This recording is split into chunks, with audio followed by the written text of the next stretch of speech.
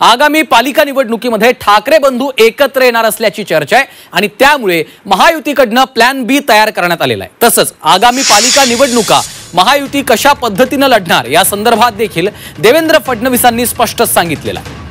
प्रमुख महानगरपालिकेच्या निवडणुकीमध्ये महायुती म्हणून लढणार असल्याचं त्यांनी स्पष्ट केलेलं आहे। मतांची फाटाफूट टाळण्यासाठी महायुतीचं हे धोरण आहे। पाहूयात या संदर्भातला एक विशेष रिपोर्ट। आनंद आपण असं म्हणतो द्विगुणित, तर नुसता द्विगुणित नाही, कित्येक पटीने तो गुणित झालेला आहे। कोण कोणासोबत युती करताय हे गौण आहे।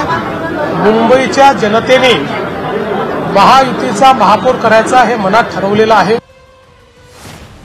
ठाकरे बंधूंच्या युतीच्या चर्चांनंतर महायुतीकडनं रणनीती आखण्यात येते।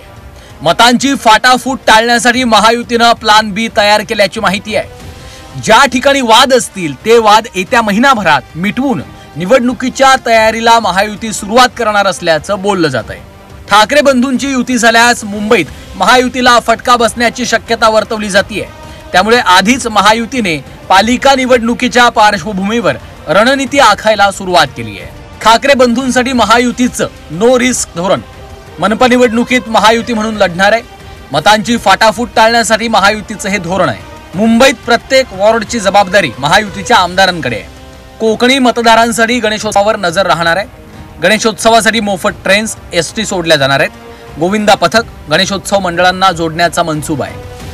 काल राज ठाकरेंनी थेट मातोश्रीवर उद्धव ठाकरेंना वाढदिवसाच्या शुभेच्छा दिल्या, तर दोन्ही बंधूंमध्ये बाळासाहेबांच्या खोलीत अर्धा तास चर्चा झाली।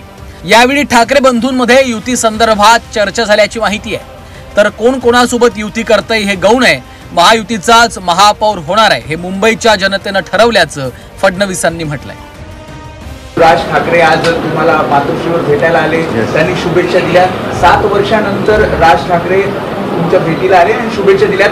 काय नेमकं चर्चा झाली? काय आनंद आपण असं म्हणतो द्विगुणित, तर नुसता द्विगुणित नाही, कित्येक पटीने तो गुणित झालेला आहे। त्याच्यामुळे नक्कीच पुढचा सगळा जो काय काळ आहे तो चांगला होईल याची मला खात्री। कोण कोणासोबत युती करताय हे गौण आहे। मुंबईच्या जनतेने महायुतीचा महापौर करायचा हे मनात ठरवलेलं आहे।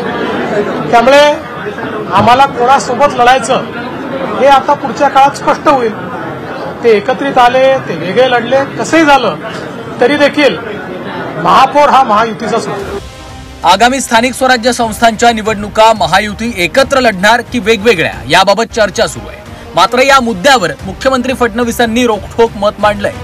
महायुती एकत्रच निवडणुका लढणार आहे, मात्र काही ठिकाणी शक्य नसल्यास मैत्रीपूर्ण लढत होणार असल्याचं मुख्यमंत्री फडणवीसांनी म्हटलंय।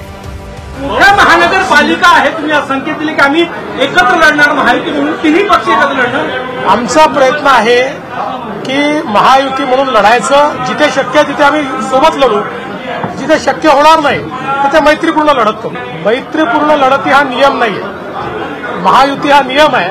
मैत्रीपूर्ण लढत हा अपवाद आहे। काही ठिकाणी तो होईल, काही ठिकाणी नाही होणार। मातोश्रीवर बंधू भेट झाल्यानंतर महायुती ऍक्शन मोडवर आली आहे। कुणाकुणाची युती होईल हे आगामी काळात कळेल असं सूचक विधान देखील फडणवीसांनी केलंय।